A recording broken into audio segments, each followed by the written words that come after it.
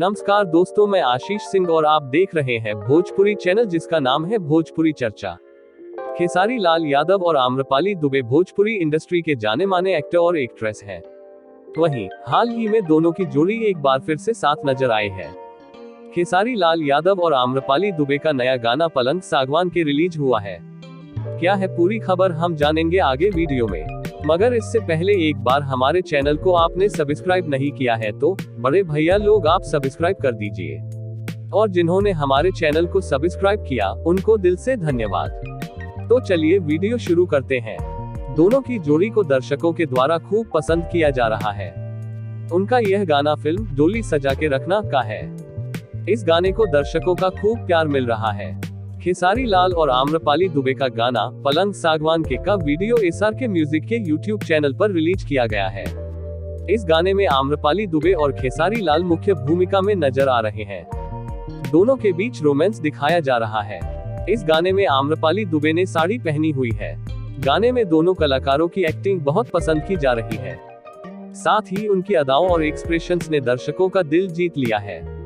गाने को देखकर फैंस लगातार कमेंट्स कर रहे हैं। वहीं गाने में आम्रपाली दुबे खेसारी लाल यादव से कहती है कि टूट जाए राजा पलंग सागवान के। गाने को अभी तक लाखों के व्यूज मिल चुके हैं। दोनों ही कलाकारों के डांस मूव्स भी देखने में कमाल है।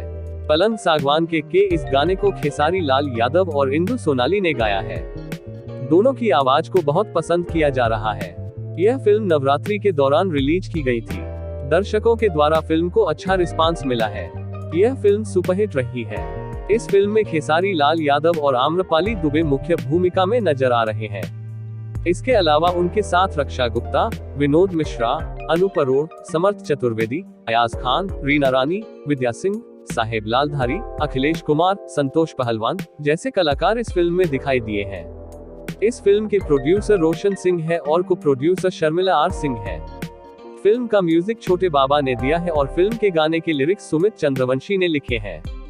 दोस्तों, आज की खबर पूरी हुई। आप सबको वीडियो कैसा लगा हमें कमेंट बॉक्स के माध्यम से जरूर बताइएगा।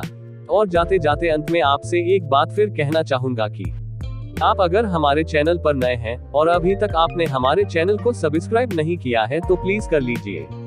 आपका सपोर्ट ही हमारी हिम्मत बढ़ाता है। धन्यवाद।